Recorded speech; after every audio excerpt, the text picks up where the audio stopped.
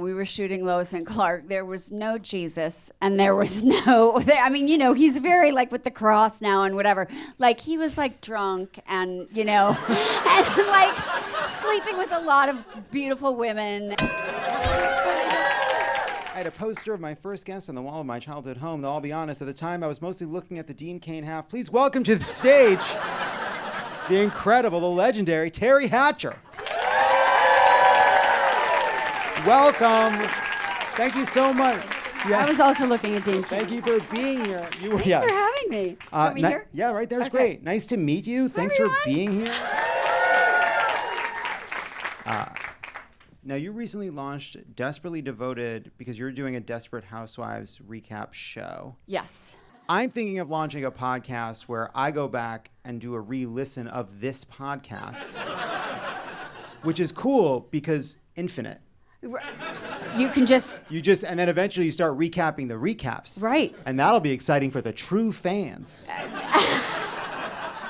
What is it...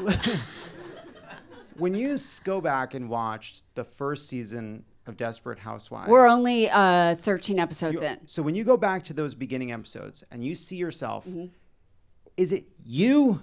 Is it younger you? Or does it feel like a different person? All of the above. Huh. I actually feel sometimes when I reflect on my career, I feel like a cat with 9 lives. Like it's like all of those things happen to someone else. But with this show in particular, I mean... It did start 20 years ago. It ended like 13 years ago. But the 20 years ago is what we're looking at now. I was a baby. I did not feel like a baby when I was a baby.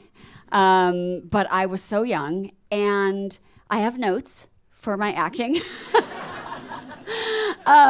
which I wish I could go back and give myself. But in general, I'm finding the show to just be really good and fun to watch, and everyone in it, in a way, because I was one character in like a ensemble, in a way it's like watching a show I'm not even in. And you're doing the show with your on-screen daughter and your actual daughter, and there's some intimacy on the program.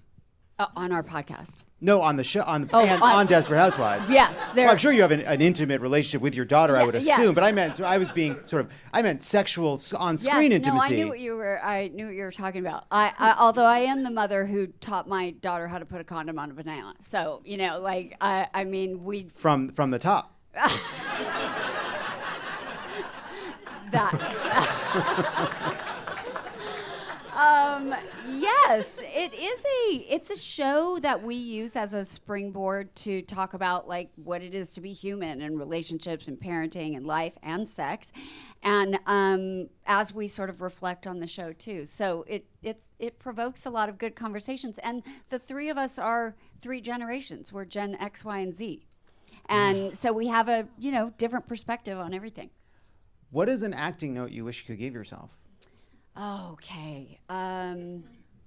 Be better. No. I just think, listen, I remember trying while I was in it. Do you know what I mean? Sometimes people don't realize TV is a very fast pace and you don't get a lot of rehearsal and you don't have a lot of time with the lines. And so sometimes you are just working from your instinct. And some of it's good work. Like some of it I'm like, oh, that was good. But some of it I just feel like, oh, I could have been more angry, less angry, more grounded. I don't know, just that. Do you think I was...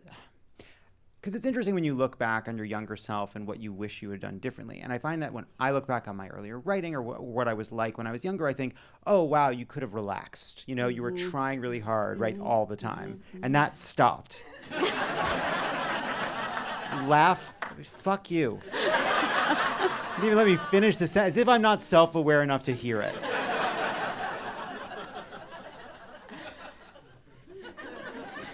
But then I think, well, hold on a second.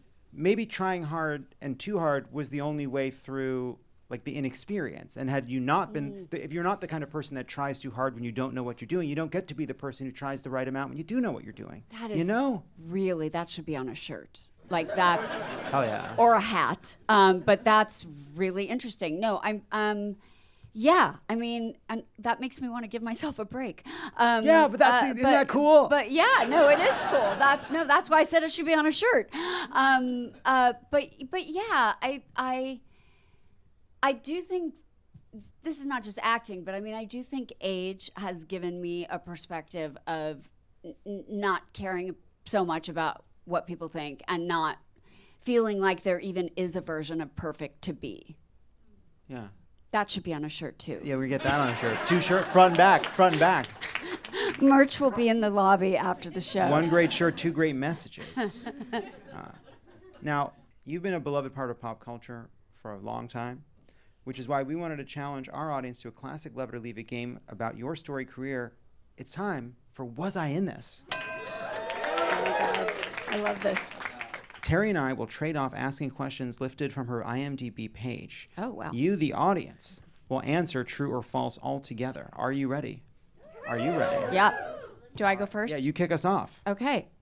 I punched Charlize Theron in the face on the set of 1996's neo-noir comedy 2 Days in the Valley, in which I played Olympic athlete Becky Fox.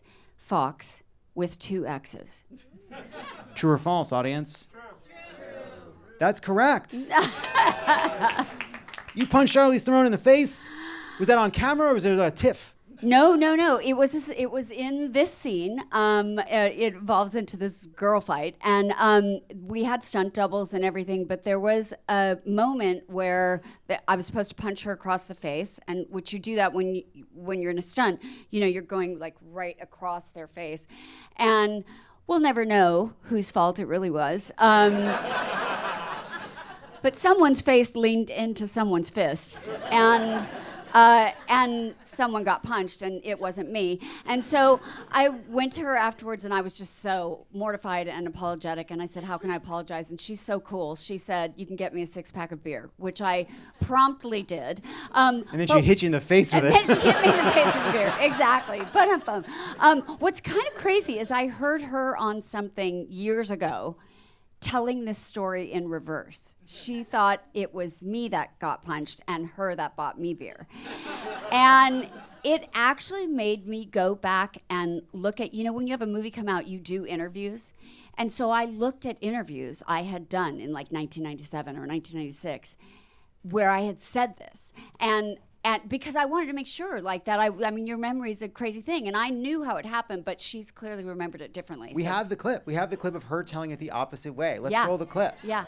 I hit Teri Hatcher really bad. I connected right in her face, and I felt terrible. I felt really bad. It's so crazy. When this came, what you need to do with your research, you need to go find the article from that, because how could I have said that in 1997? Like, I mean, I said it first, so this is later. Like, so now we're probably gonna fight again and probably both hate each other and end up buying each other beer. I love this. I love that she has like a false memory. That's so cool. I mean, I'm pretty sure I'm telling the truth. Like. Love It or Leave It, brought to you by Sundays.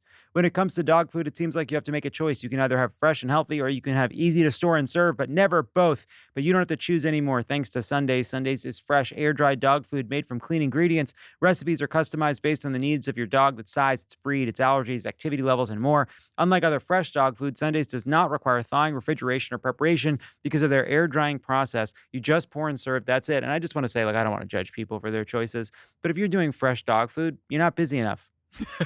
Your life is too empty, and you should fill it with more stuff. Sunday was started by Dr. Tori Waxman, a veterinarian who has devoted her life to animals.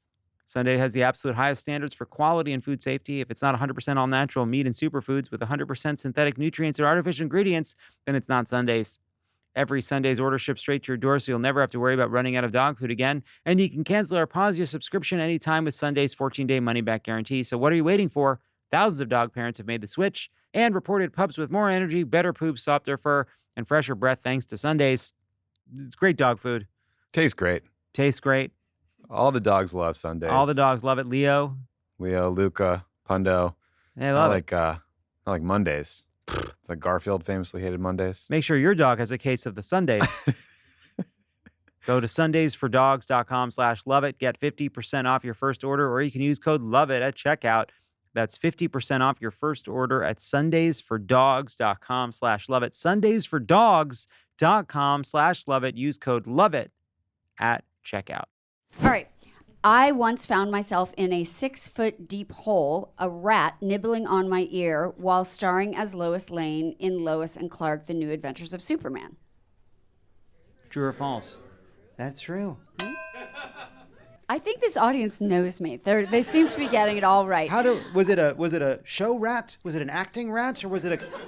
It was an acting rat, and I was like probably also simultaneously screaming, "Help, Superman, help!" But it did. It's you can't control rats as much as you can, like say a dog or a cat. And so yeah, it started to nibble on my ear, and the camera was growing, and I didn't want to. Can I swear? Yeah. I didn't want to fuck up the take, and so I just like let the rat like nibble on my ear while I was, doing whatever I was doing. And it was a small nibble, I don't think I was getting any action at that time, so I try to look at things from the positive point of view. But I have heard about other people, other celebrities having interactions with rats that didn't go well. Yeah, it's not a nice term for agents. Sort of a... Like, I see it as a joke. It was I see it as a joke, but they're people. No, it was so good. Hollywood. All right. Wait. So, would you ever do is there a possibility of a Lois and Clark reboot at any time? What do you think? Oh, well, honestly, I would totally do that, but I think they've moved on, and Rachel Brosnahan is fabulous and perfect, and so I'm too old at this point. I don't know. Oh, it's okay. Aging is good. Well, you know what's interesting? Like, I don't know what's canon, right? But presumably, Lois is continue to age, but Superman wouldn't. Right. And so you could really conceivably make a Lois show with any person that's ever played Superman. You know what I mean? You could do it with a new Superman. Where it could be like a you know what I mean? Warner Brothers, are you listening? Why not? They always show you the beginning of the relationship, but yeah, but the end. I do love that character, and I love that I'm actually a part of that sort of genre and history, and I actually love that it gets passed on to different generations of actors, and it keeps retelling it. I just was actually up at my parents' house. I take care of my parents, and part of taking care of them is setting up movies or bringing over food or whatever. And so I was like, hey, you guys want to watch the new Superman movie? And they got so excited, and so I put it on for them. Yeah, that's nice. Yeah. Do you and Dean Cain still talk? He's made a pivot. He has pivoted. Here we go. He's pivoted. Here's the thing.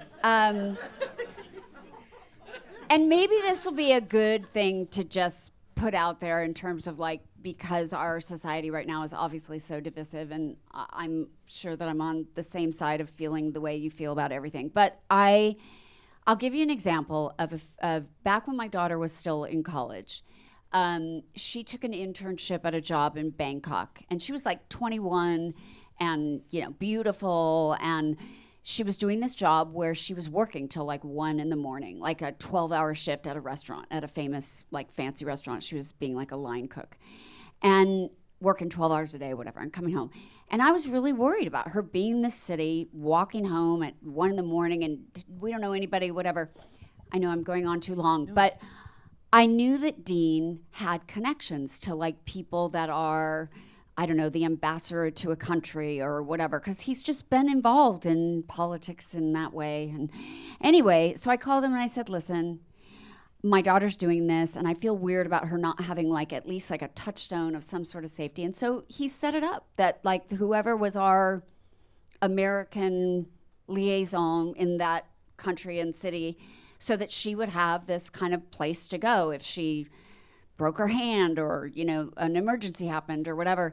So I look at it we don't keep in touch. We obviously feel differently about many things. But there is a relationship there based on our history where if he needed something from me that I could do, I would do.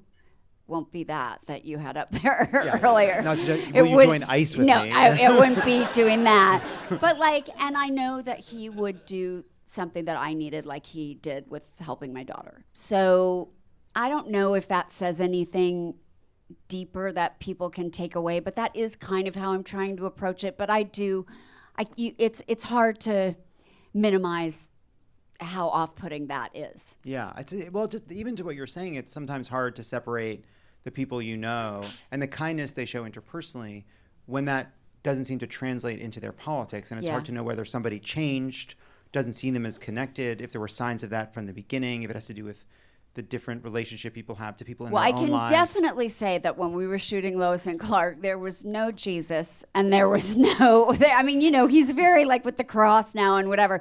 Like he was like drunk and, you know, and like sleeping with a lot of beautiful women and, you know, having a good time as the star of a TV show. Like there was no conservatism in him, at least not that was displayed to me. So something changed. Well, there's something that seems to happen, especially with some like male actors of a certain age, that maybe that you know what I'm saying. That, do I? That they remember their heyday of putting on the tights and being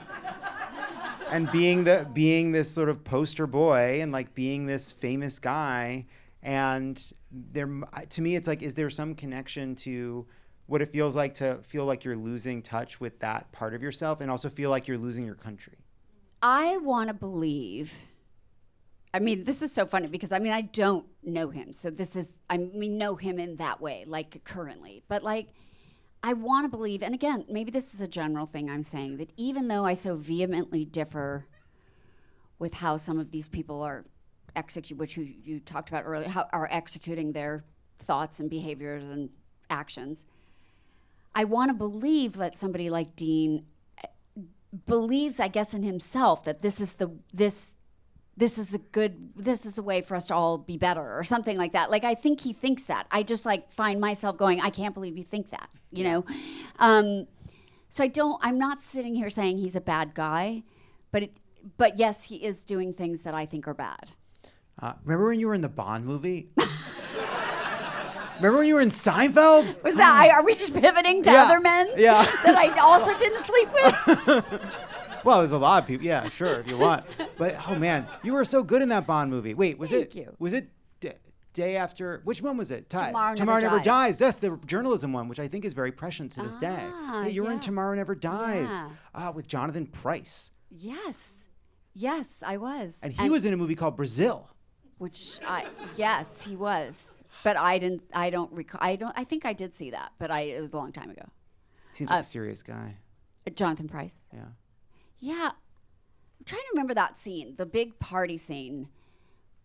It was huge. I mean, the production value on a Bond movie, you can imagine. Actually, I was wearing in that scene like $1 to $2 million of real diamonds. So like we're shooting that scene and 10 feet over there is a security guard ready to like jump me if I try to take off with the diamonds. I don't know.